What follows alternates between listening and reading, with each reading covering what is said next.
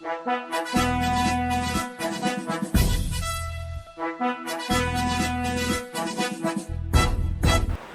నిజాలు చెప్పే BNB TV, Bharat ఎన్బిటీవీ మీ ముందుకు వచ్చింది. నేను మీ జేకే. మిత్రులారా, మీకు విషయం చెప్పాలి. మన ప్రధానమంత్రి మోడీ గారంట చాలా బాధపడిపోతున్నాడంట. ఎందుకు బాధపడుతున్నాడు? ఆయనకి కుటుంబం లేదు, ఆయనకి ఆర్థిక పరిస్థితులు లేవు అని రకరకాలుగా చెబుతున్నారు. ఇవన్నీ కావంట. ఆయన బాధకు కారణం ఏంటంటే దేశంలోనే ప్రతిపక్షం లేదంట.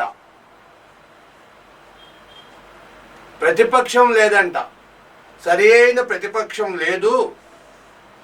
నిజమే.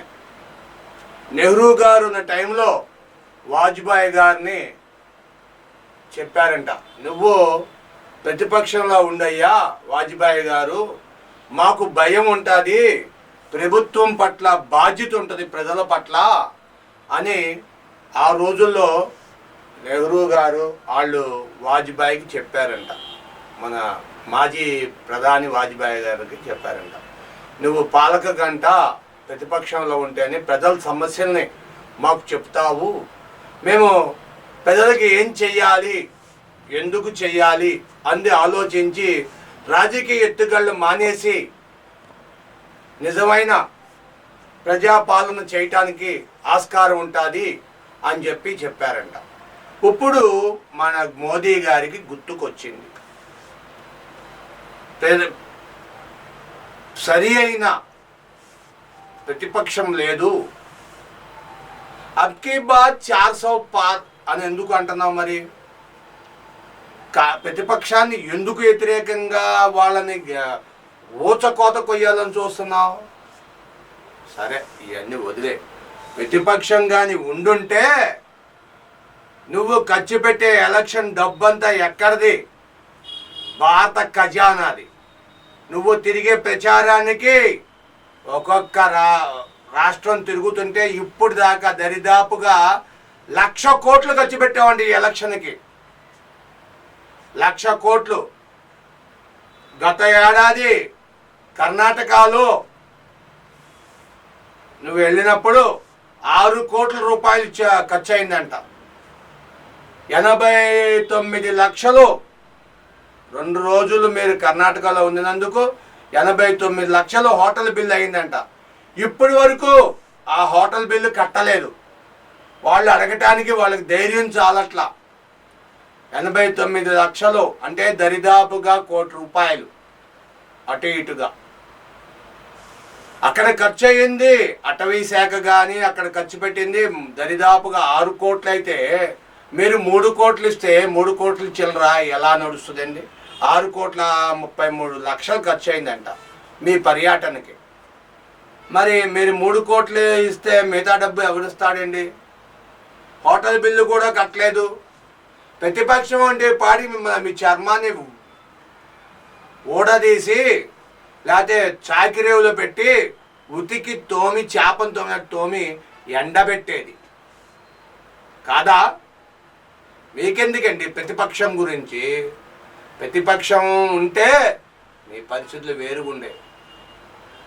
ఎందుకని మీరు ఏం మాట్లాడుతున్నారో మీకు తెలియట్లా. ప్రజా సంక్షేమం ఎక్కడుంది? ఏ పాలకుడైతే నీకు అనుగుణంగా ఉన్నాడో వాడిని మంచిగా చూస్తున్నావు, లేను అని తీసుకెళ్ళి జైల్లో పడేస్తున్నావు. లేదంటే వాడికి నీకు భజన చేసిన వాడికి బయట ఉంచుతున్నావు, లేను అని తీసుకెళ్ళి లోన కటకటాల్లో పడేస్తున్నావు.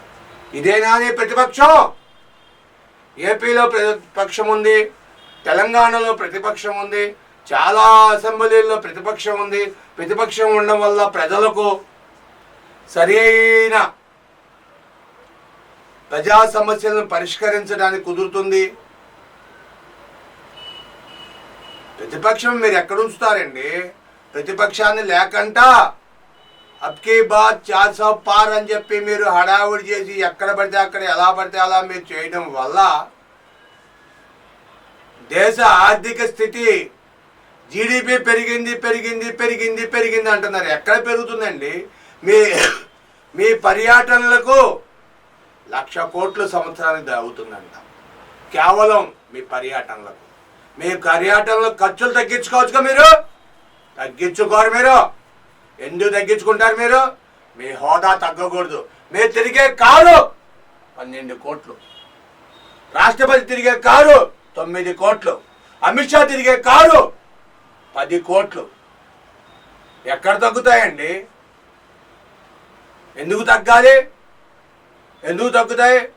ప్రతిపక్షం ఉంటే మీ ఆటలు సాగుతాయా? నేను మిమ్మల్ని డైరెక్ట్గా అడగట్లా, ప్రజలు చెప్పినవి అడుగుతున్నా. నేను ఎందుకు అడుగుతానండి? నేను ప్రజలకి ప్రభుత్వానికి మధ్యలో వార్తని, ప్రజల సమస్యని మీ దృష్టికి తేవడమే మా బాధ్యత.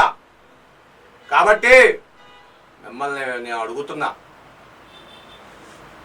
ఆంధ్రప్రదేశ్కి పోలవరం ఇంతవరకు ఇవ్వలా మీరు? అలా కూడా ఇచ్చి ఒక ఏటీఎం కార్డు లాగా పోలవరాన్ని ఇచ్చారు ఆంధ్రప్రదేశ్కి. ఎప్పుడు కావాలంటే అప్పుడు డబ్బులు వాడుకుంటానికి ఆంధ్రప్రదేశ్ ముఖ్యమంత్రులు ఆడుకుంటున్నారు. కాశ్మీర్లో, శ్రీనగర్లో మీరు కావాలనుకుంటే 2 సంవత్సరాల్లో పెద్ద వారదని రావి నదిపై డ్యాముని మీరు 2 సంవత్సరాల్లో కట్టారు యుద్ధ ప్రాతిపద్యంలో. ఏం ఆంధ్రప్రదేశ్ ఎందుకు కనబట్లా మీకు? ఎందుకు అడగరు ఆంధ్ర ప్రజలు మిమ్మల్ని? వాళ్ళు చేసే తప్పులకి మీ కాళ్ళ కింద ఎర్ర కార్పెట్ పరిస్తుంటే మీరు ఆంధ్ర ప్రజల్ని అన్యాయం చేస్తున్నారు. ఆంధ్ర ప్రజలకి ఇవాళకు వచ్చే రాజధాని లేదు. ఆ రోజున పెద్ద మనిషికి వచ్చి పెద్ద శంకుస్థాపన చేసేసి మట్టి నీళ్లు ఇచ్చావు. మరి ఈ రోజున ఎందుకు ఆంధ్ర ప్రజలు ఇంత బాధపడుతున్నారు? నిరుద్యోగ సమస్యలు, ఆర్థిక సమస్యలు, ఇవన్నిటితో బాధపడుతుంటే మీరు చక్కగా తప్పట్లు కొట్టించుకుంటున్నారు, తాళియా తాళియా అంటున్నారు, ఇంకేదో చెప్తున్నారు. ఎక్కడికక్కడ రకరకాల రంగుల వేషాలు వేసుకొని మీరు ఏ ప్రాంతంలో పడితే ఆ ప్రాంతంలో తిరుగుతూ లక్షద్వీప్ని ఎంజాయ్ చేస్తూ మీ లక్ష్యం ఏంటి?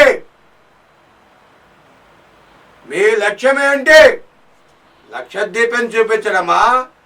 అక్కడ మాల్దీవులను దెబ్బ కొట్టడమా? మీకే తెలియదు. తెలుసుంటే ఆంధ్రప్రదేశ్కి అన్నపూర్ణ అనే పేరుంది. అన్నపూర్ణ ఆంధ్రప్రదేశ్కి. అట్లాంటి అన్నపూర్ణను దెబ్బతీశారు మీరు. 3 పంటలు పండే పొలాల్ని లాక్కున్నారు కొంత మీ ప్రభుత్వాలు.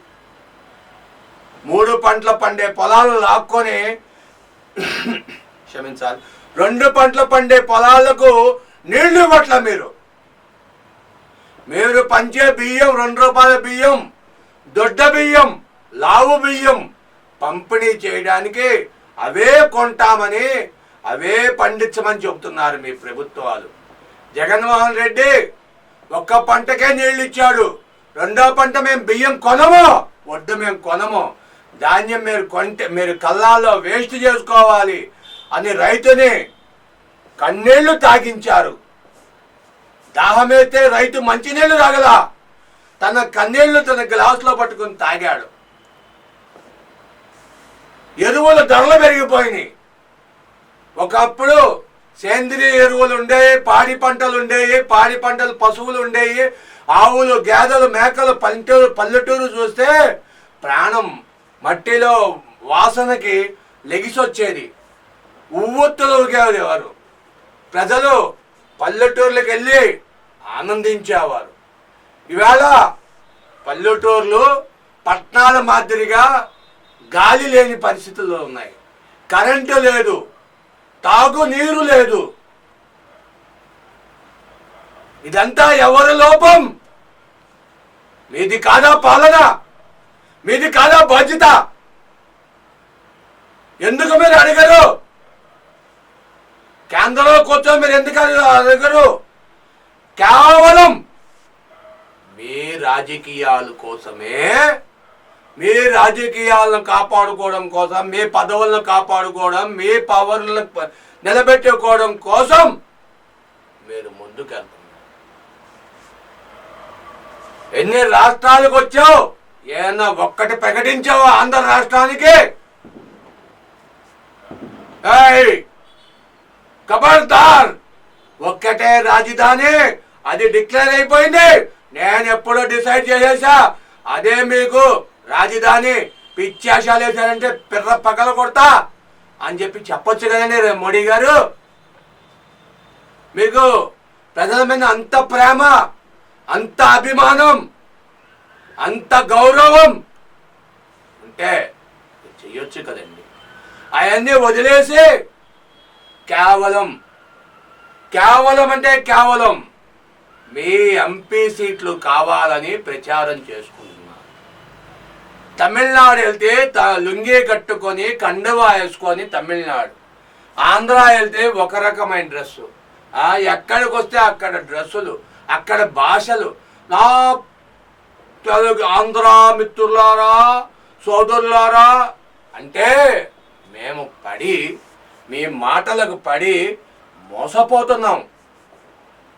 మామోదీ మాకేదో చేస్తాడు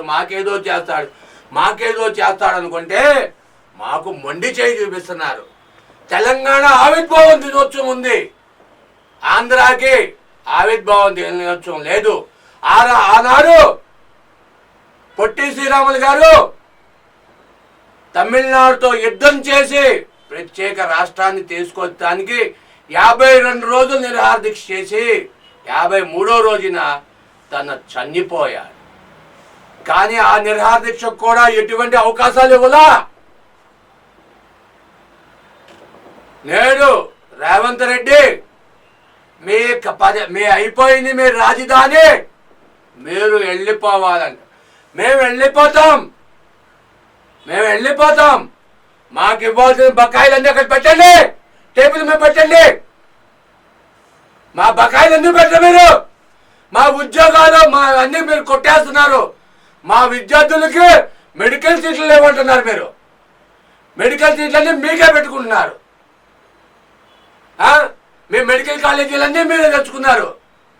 ఉమ్మడి రాజధాని కదా అని మీకు అన్ని మెడికల్ కాలేజీలు వస్తే ఇవాళ మా మెడికల్ కాలేజీల్లో సీట్లు లేవు, ఇంజనీరింగ్ విద్యార్థులకు సీట్లు లేవు. ఇంకా అభివృద్ధి చేస్తామంటూ 10 ఏళ్ళు గడిపేశారు. ప్రజలకు పథకాలు అని వీళ్ళు బతకాలని ప్రజలకు పథకాలు ఇచ్చారు. ప్రజల పాపం అమాయక జీవులు కాబట్టే ఆ రోజున బ్రిటిష్ వాళ్ళకు లొంగిపోయి బ్రిటిష్ వాళ్ళ దగ్గర బానిసత్వం చేశారు. కాబట్టి మీరు కూడా మరో తెల్లదొరల మీరు ఆంధ్ర ప్రజలకు ఆ రోజున తెల్లదొరల పాలన అంటే ఈవేళ నల్లదొరల పైన, నల్లవాళ్ళ పైన ఆంక్షలు పెట్టి పథకాలు మోసాలు ఎరవేసి మా జీవితాలను మీ కట్టు బానిసలు చేసి మీ చుట్టూ ఇలా తిప్పుకుంటున్నారు. ఇదేనా పాలన? దయచేసి మిత్రులారా, మీకు విలువైన అభిప్రాయాలను కామెంట్ రూపంలో తెలియచేయండి, షేర్ చేయండి. మీరు గొంతిప్పితే నేను గొంతు ఇంకా ఇప్పుతా, ఇంకా పెద్ద చేస్తా. మీరు ఒక్క లైకు నాకు మరిన్ని ఏనుగుల బలం, కొండంత బలం. నాకు మీ గురించి నేను పోరాడతా. ఇది నాకు ఒక మిత్రుడు, ఒక శ్రేయోభిలాషి, ఆంధ్ర మిత్రుల ప్రజలపై ఉన్న శ్రేయోభిలాషి ఆయన పంపించిన ఈ సబ్జెక్టు ఇది కేవలం నా కల్పితం కాదు, నేను ప్రేరేపించి మాట్లాడేది కాదని మీరు గమనించుకోవాల్సింది. ప్రార్థన. Thank you for watching our channel. Thank you.